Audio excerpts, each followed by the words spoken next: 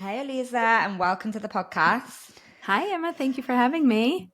So, I've been doing the podcast for over 3 years now, and it's the first time in 3 years of many guest episodes that I told my mum, who was coming on the podcast. I spoke to her like an hour ago, and she was like, "No way. I love Aleeza. Send her my love. Tell her how much I love her." So, I wanted to start by telling you that you're the only guest I've had so far that my mum really got excited about. Jewish mothers love me. I do them a favor, you know? Yeah, exactly. It's totally a Jewish mum thing for sure. So yeah, well, I thought we'd just start off by hearing a little intro from you. And I guess what I would love to know is how you got into the world of matchmaking. Like, what's your story of becoming a matchmaker? And obviously this huge year that you've had that you ended up being the Jewish matchmaker on Netflix. Yeah, it's been pretty incredible this year, like no other year before.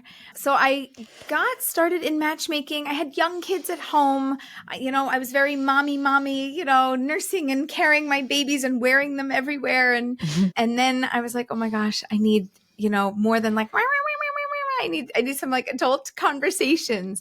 And I called a girlfriend of mine who had young kids, and I was like, what else do you do in your life? Like, what can I do now? Help me. I can't get a job. I don't want to get a job. I want to be home with my kids, but I need to do something else. What else can I do? And she's like, oh, you can be a matchmaker online. And I was like, sign me up. I don't even know what you're talking about, but it sounds great to me. And I got started by working online as a matchmaker and click, click, click, just setting people up and working as a volunteer shadchan, as they would call it. Wow, amazing. And then look what happened. Look what's come from that. Yes. So look, I had this huge dream. After I started talking to people, I started coaching them. Then I'd really get to know them. And then I felt connected to them. And so then I do matchmaking and I do coaching. And then they're like, there's other people in the world, other matchmakers, other coaches, like they need your help. You're doing something right. I like what you're doing. And I was like, okay. And so then I started coaching some other matchmakers and some other coaches. And then I started building my own team. And then it just kept growing and going from there until I was doing my own also podcast. I had released a book. I self-published 2 books and I started writing online. It was like, I didn't know where else to go from there. And I was like, no, I have a big mission. I want to help people get married and I want to change the world and I want to reach a lot of people. And I really need a big platform to do that. And I started visioning and dreaming what else and how else I could reach the world. And this show kind of came up. It actually came up because Indian matchmaking was a very popular show. Did you hear of that? Of course, yeah. I watched Indian matchmaking first, and then when I saw Jewish matchmaking, obviously, as a Jewish woman, I was like so excited about it. So yeah. Me too. I watched it. I was like, oh my gosh, this is just like Jewish people. It's like the same thing. The same, yeah. And I can say that as a life coach, I work for women who are feeling left behind in their 30s. I work with a lot of Jewish women, but also Indian women or women who from religions, because I think that it was so similar. We all come from that same, the aspect of having a close-knit community and like having lots of people know your business and also those extra added family pressures. And it's like all the good stuff. But obviously, if you're like feeling left behind and you're unmarried at the age of 30 plus, it can be quite stressful. So yeah, like when I was watching Indian Matchmaker as well, I was like, wow, it's really, really crazy how similar our cultures are. Right. So yeah. Yeah, I find a lot of faith-based matchmaking is just very similar. We are into our communities. We value finding a partner that fits in with our families. And it's a big part of how we make a decision. Yeah, totally. So let's dive in already to matchmaking.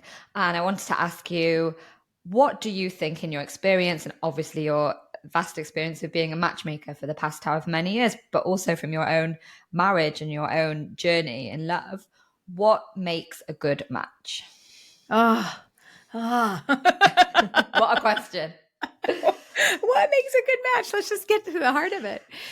So I actually obviously have spent a lot of time thinking about this, and I came up with a system that I call soulmate clarity, which is how do I know if this is the one? And really at the root of the question of, is this the one, is how do I know if this is the right one? How do I know if this is not just a good match, but a great match and a smart match that should last for a lifetime? So I have a couple of different categories that we have to move through. So number one are qualities. Qualities include the values, the things that I want in a partner and in my life, and the personality of the person that I want to be with. And those things need to be in alignment to a fairly high degree, because I'm going to live with you for the rest of my life and I'm going to pick you over all these other people. We have to match, being a matchmaker, the matching part is the important part of the whole thing, is making sure it's a match. But values and qualities and personality, it's not enough to say that that's the only thing that matters. When people say, write a pros and cons list, what are you looking for? What do you want? And what don't you want? And how much of each do you get? It's not enough. So yeah, that's what I want. And those things have to be aligned. But if those are aligned, does that make for a perfect match? Nope. We need to also look at what I call the fears, which are, what relationship fears do I have that I'm coming in with? Doesn't matter who I'm in a relationship with. I will have these fears because they're within me. You either do or don't trigger those fears. So I am afraid of, I don't know, if your parents got divorced, you might be afraid of getting divorced. If somebody left you, you might be afraid of abandonment. If somebody cheated on you, you might have an anxiety and a fear of somebody not being loyal, right? We have that, whatever that is, we all have something. And some of those triggers are very mild and some are very strong, but we want to make sure that we have a partner that does not trigger my fear to a high degree, because I'm going to have it. I'm going to work on it for my lifetime, but I can't be triggered to a very high degree. And the last category is what I call bothers. Bothers are unique to the person you're dating. Okay. You get all the good, you get all the qualities. Yay. And then you get this other stuff and you're like, ew, like ick, like, oh, I don't want that. Ick, right? It comes with the package. Now, the question is, what package are you going to get? So it's kind of like candy, but sour candy. It's still candy, but it's sour. It's like not your favorite thing, and you eat it and you're like, oh, it's good. Yeah, it's good. Oh, but like it's hard to get through. So that ick is the stuff that's hard to get through, but it shouldn't be impossible, and it shouldn't be irritating to a factor of not livable, right? So for some people, I'm trying to think of what people put on their list, but for some people, it could be a physical look, right? Their physical look is like, it's just, and other people, you look at them and you're like, no, that I can't do, right? Like I'm a good person, but it's not a look that I can handle. Or it might be a behavior. It might be something else. That's not a value. That's not a fear. It should be just something about them that kind of bothers you. Like one woman was dating this guy and he was always like, and he like winked at you and pointed and gave you like one of those like, right? And she's like, Aleeza, it like makes my skin crawl. And I was like, okay, there's making your skin crawl. And there's like, that's irritating. I don't like it. I wish he had a different habit, but that's like his thing. It's like his signature trademark move. And she's like, no, it makes my skin crawl. And I was like, okay, so if you really can't handle it and it's a deal breaker, then it's a deal breaker. But all that good that you really like, you're going to give up over that. Can you really not handle it? And she said, no, but somebody else who dated him next said yes. And they got married. So for them, it bothered them, but it wasn't a deal breaker, right? Anything that's a bother is a potential deal breaker. It's maybe going to ruin your relationship because it cannot exist because you can't handle it. Otherwise, you're like, yeah, I could live with it, but I don't like it. So I expect people to live with things that they don't like, that aren't their favorite, but only because also there's a whole quantity of things that are wonderful. And because those things that you don't like, that aren't your favorite, it's not a huge trigger that is something that you really, really can't handle. It's so interesting to me that you've put in your process, your soulmate clarity process, the ick thing. Because I think in the world of dating now, the ick has become such a big thing. It's like you hear it time and time again. I hear it from my clients who are dating. It's like, I got the ick and that's it. They just immediately cast somebody out. So I think it's a good benchmark to have, to be like, how ick is the ick? Right. Okay. So I love that. Right. And I like numbers. So on a scale of 1 to 10, if 10 is the highest, if you are at a 10 with an ick, it is called a deal breaker. That's what an ick deal breaker is. If you're at a 5, you might not like it, but you can totally live with it. If you're at like a 7, right? You have to borderline. you also should put into perspective, what other type of icks have I experienced it? How well have I handled them? How much good is there really good? And am I going to let this ruin my relationship? You only need one thing in any category: qualities, fears, or values. You only need one deal breaker, potential deal breaker, to be the deal breaker in any category. And even if it's a wonderful, amazing relationship, if you will not accept that this is your partner, then you shouldn't marry them. You can't. Right. But something that's coming up for me is, in a question that's coming up, is, can you ever confront an ick? Can you, do you recommend ever that if somebody, if you have your clients who are going on dates and there's something like you see there's a lot of potential for a really great relationship, maybe they're value based and, everything's aligned, but then there is this one thing, for example, the click thing, or maybe somebody has, like, I don't know, sometimes I hear things like smell or breath and things like this. Is it okay to speak to the other person about it? Like, do you recommend that? Or is it like you should take that person as they are and not expect them to change? Yeah, it's a good question. So the question that I would first ask is it something that can or will change? So let's take breath, for example. Unless a person's going to completely change their diet, that is how they are going to smell. So they could chew gum, they can have mints. There's a lot of things that they can do. And we could, superficially fix it, but it's not really going to fix it. If we're talking about body odor, I have had clients who dated somebody and like they didn't wear deodorant. It was part of their natural thing.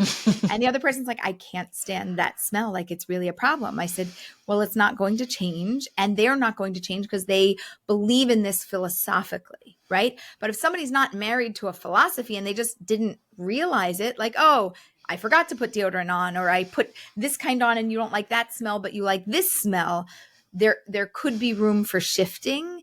But here's where it gets a little tricky, right? How much am I going to change you to be what I need? And then even if you get into a box of what I need, you're still going to change again. I'm not really accepting you. The problem is, on my end, even if you shift and change, I still have to accept that where you started might be a baseline of where you might end up. Like, we could end up married and you might revert back to this. Yeah. And I need to be okay. With me, acceptance is so important. I need to be okay with this, because if not, a potential deal breaker in a marriage equals divorce. It doesn't equal deal breaker. It equals divorce.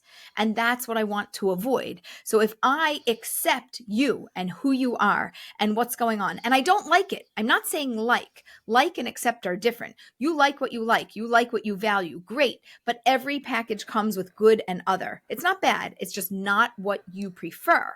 So if you don't prefer it, go, I don't prefer this. Maybe it'll get better over time. Maybe it won't. But I accept that this is where my human is. Here's another thing. Sorry, I'm going to keep going with this thought. Keep going. So what I know is that over time, let's say, for example, somebody does that little, and that's their thing, right? And let's say you don't say anything because you're like, it doesn't really irritate me. So two things are probably going to happen. Over time, they might even do it more, right? It's their thing. You do it and then you get it's responsive. It happens at the table. You see it more and more, whatever. So they start doing it more. But I also know that over time, mostly people start to be able to handle it more and more, right? So just for example, you walk into your house and there's, I don't know, a piece of paint that's chipped, right? The first time you see it, you're going to be like, oh my gosh, my paint is chipped. Like, there's this chunk out of my wall. What's happening? You're going to freak out, okay? If you don't fix that paint chip, most people, not everybody, but most people won't even notice it in about 2 weeks. In about 2 weeks, it's just like, or it'll be there and they'll be like, it's like not even a thing. There's so many other things that are wrong with the house. Forget about the paint chip. Like, whatever. It's a chunk out of my wall. Who cares? You don't see it anymore. It becomes invisible and there's so many other things to deal with. So even if he's going more and more, you're just like, that's just his shtick. It's just his thing. And like, it doesn't, I got bigger fish to fry. I've got bigger problems to deal with. This is like, nothing. But I agree. I also think that, like, in addition to this, when we're first dating somebody, our mind is always looking for the negative, especially if you have lots of perceptions of how somebody should be or how you expect them to be. So it's like you're looking for the paint chip. You literally go onto the date and you're like looking on the wall for all the problems. Right. And so the shtick is going to stand out more. Whereas the more that you date somebody or the more that you get to know them, then hopefully you'll obviously feel like the connection, but your brain will become less focused on the bad and more focused on the good if that good stuff is there. So then the paint chip becomes less relevant because there's good stuff there. And to add on to that, even when you see the bad stuff, because like your eye naturally looks for that and notices that right away. On a first date, you see that and you see some good stuff, okay? Let's call it that I see 50-50, right? And I'm like, oh, it's not convincing enough. I should go on a second date. But that was only a first date. So just for example, you go on a second date, third, fourth, fifth. Let's say I get you to 5 dates. Now you have 5 dates worth of data and information. How many hours worth of data and information do you have? Well, on the first date, maybe you only have 2 hours plus another 3 hours and 4 hours, whatever. We add it up. Maybe you now have 20 hours. Okay. So you've got the paint chip over here compared to 20 hours of information. Now, either there might be the paint chip and another 27 things that you really can't stand and you're like, woo, I'm done. Or the paint chip is like, wow, that's like all you have compared to all this amazingness about you. I would have never known that had I not gotten past that first date. Oh my gosh, after 5 dates, actually, you're a pretty decent human, like much better than I originally thought. But it's because we don't have enough data. But when you do it on a first date, 50-50, I'm like half in, half out. By a 5th date, I might be 80% in or even 75%. It's still enough to go like, wow, my perspective shifted so much. And there's real potential here, or the opposite, which is like, okay, the paint chip, that was like the tip of the iceberg, man. Woo, you are a disaster and we are done. This links really well to what I wanted to ask you about, to the date him till you hate him, which was something that I think came up a lot in the TV series, because I think in millennial culture anyway, if you aren't like 100% sure after the first date, many people say, I'm just not going to carry on. There'll be somebody else there who, let's kind of keep swiping, let's keep going on other dates. Can you explain a little bit about date until you hate him? I think it's basically linked to what we've been talking about already, of giving somebody the chance to see all the other qualities and to get to know all the data and, like you said, the hours of getting to know someone. Right. So first of all, it's giving somebody else a chance, but it's also giving you a chance to get to know them. It's both sides, right? We have to give them a chance to show who they are. We have to give us a chance to actually see and realize who they are. Date them till you hate them. It's funny because I hate the word hate. I don't hate a lot of things, but I really don't like the word hate. It's the exact opposite of everything I believe in. Love your neighbor as yourself. I'm all about dating, relationships, and love, but it is the clearest way to say, just pause for a moment. Like, you can always dump them next time, right? You can really always dump them next time if it's not 100% no. If you're not crystal clear that there is a deal breaker, that there is an ick that is not changing, then we want to keep going. And it does put things into perspective. It slows people down. It kind of makes them humor themselves a little bit. They're like, fine, I don't hate them. I guess I'll go out again, right? It just takes off the edge and it empowers people to make what I think is quality dating decisions and to give the relationship the potential that it deserves and the time that it deserves. Like, if you're bothering to go on a first date, then why aren't we bothering to go on a second or a third date unless it's a hard no? Yeah, I really agree with it. And I can say from my own personal experience with my partner now that we went on a few dates and we were actually friends for a long time before. And if I would have just completely said, oh my God, no, it's, we wouldn't be together now. So I love the concept. I love friends who date. It makes me so happy because I know that if you could be friends, then you could be in a great relationship, because friendship is one of the foundations of being in a healthy relationship. Yeah, I mean, I couldn't agree more, but it was so funny to go through that personal journey of like, oh, this person is great as a friend, but I'm just not sure. And it was a case of like, he's so lovely. He's just so lovely. And being attracted to like other people who are like less emotionally available. Yeah. This person was standing right in front of me, and it actually took a coach. I think it was a coach who was coaching me to say, but what about this person who's like such a lovely friend? And then I was like, actually, you know what? Yeah, like let's give it a go, and yeah, a year and a half later, still here. That's my favorite. Yeah. So I wanted to ask you as well about age-related matchmaking, because I think this is the Turning 30 podcast, and a lot of the clients that I work with are 30 plus, and they're feeling like left behind, feeling that they should have met somebody by now. And what I see, and I'm genuinely curious to see what you see from your side, is I see that people come with almost like more requirements, the list is longer. They feel more pressure to have this person set in with their life. What do you see with your clients? Obviously, I'm sure that you matchmake clients from different ages. Yeah. How do you see that age affects almost the mindset of being ready to meet somebody or ready to be set up with somebody? Sometimes I've heard, well, if I've waited this long, right, then I at least want to have something to show for it. That's really in alignment. That really makes sense. That really feels good.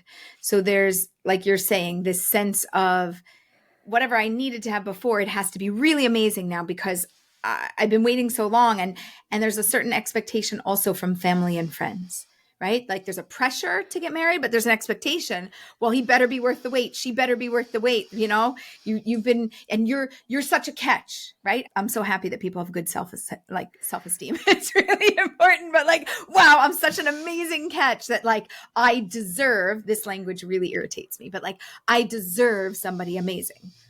Everybody needs to be with their partner. Deserve, don't deserve. Like, that's just how the world's built. It's built that you should find the right person that fits you. Do you deserve it? Do you want it? Do you need it? It's just like the way that the world works, right? The sun rises, the sun sets, the sun rises, the sun sets, the moon comes out, the sun comes out, right? Like this is the way the world works. The world works that you should be with the right partner. Do you want it? Do you need it? Do you deserve it? No, it's just it's like nature, but it's so also against nature to find that person. It's so difficult to say, I grew up here and you're there, and families, cultures, different things, even as similar as a couple could be, there are so many differences that to bring a couple together and actually make a match really is nothing short of a miracle.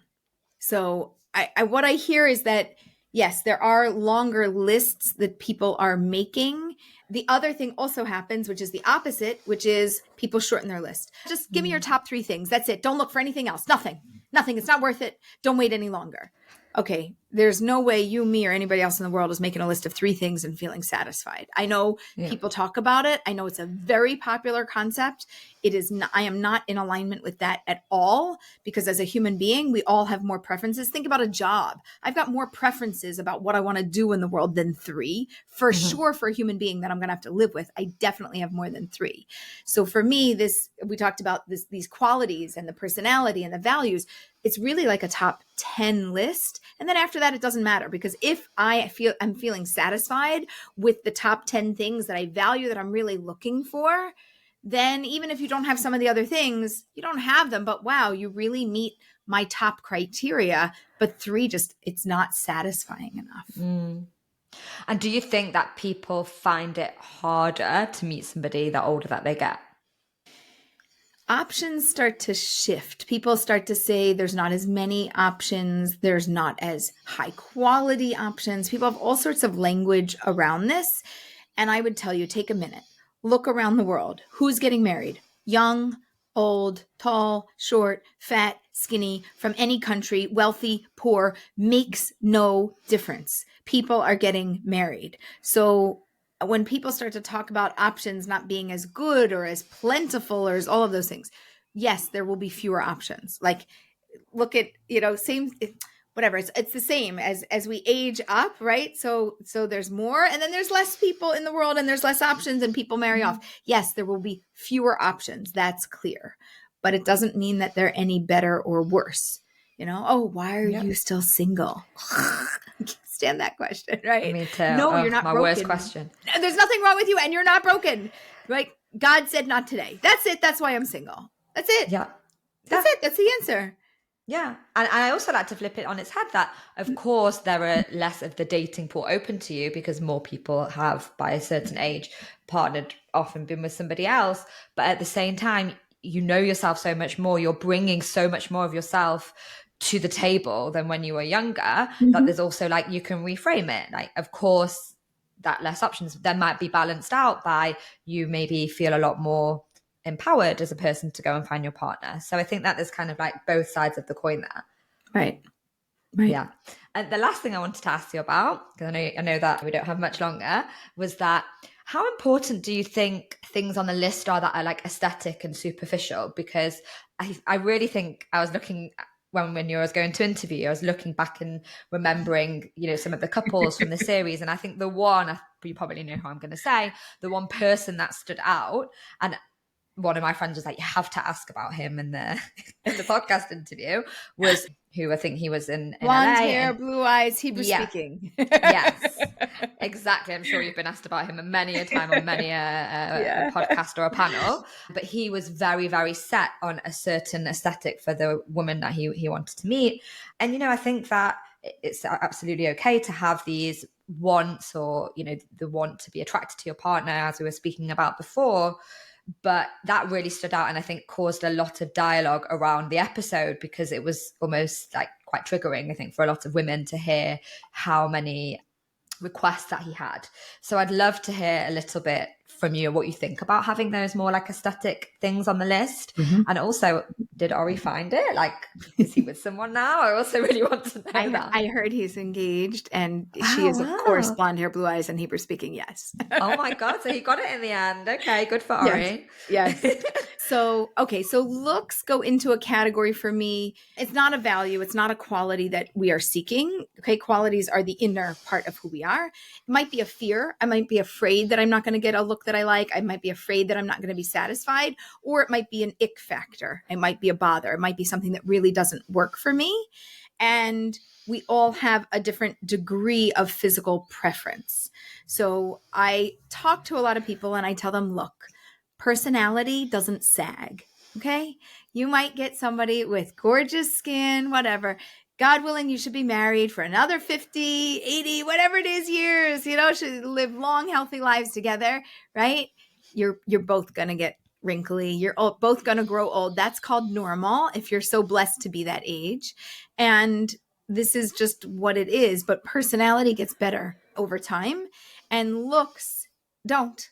But there has to be an amount of attraction. So I'm using the word amount. And for different people, it's different. For Ori, it has to be spot on at a 10. For some people, it needs to be within a range, 7, 8. But we have to find our partner appealing, attractive, and we have to want to be able to like go in the room, close the door, and spend time with them alone. It cannot just be like, I need to want to give my partner a hug and a kiss and snuggle with them. Yeah. But it doesn't have to be like fireworks, overwhelming, amazing, a perfect look. Different people are different. And some people have a different tolerance level for looks. It needs to be baseline, something that you can not just live with, that you can feel drawn to. Yeah, totally agree with you. Amazing. Well, thank you so much, Aleeza, for coming on. It's been really fun to talk to you. I feel like we could talk for hours more about this topic. Where can my audience learn more about you? And if they want to be match-made by you, how can that happen? You can find me. You can go to my name, AleezaBenShalom.com, ALEEZA, and you can learn more about me there. We have matchmaking, we have coaching, we have courses, we have soulmate clarity, we have a dating detox, like you name it. If it has to do with dating, relationships, and love, we cover it. Amazing. And is there going to be another series of Jewish matchmaking? We are waiting to hear. Israel's in a little bit of a compromised position, so things are on hold. Yeah, we don't film in war zones, so we're on hold for the moment. Yeah. Well, I'll keep all my fingers crossed, and I'll be watching patiently to see if it's going to come out. And I hope that we'll get to meet each other in person soon. Yes, I would love that. Great. Thank you so much, Aleeza. And I'll see everybody on the podcast next week.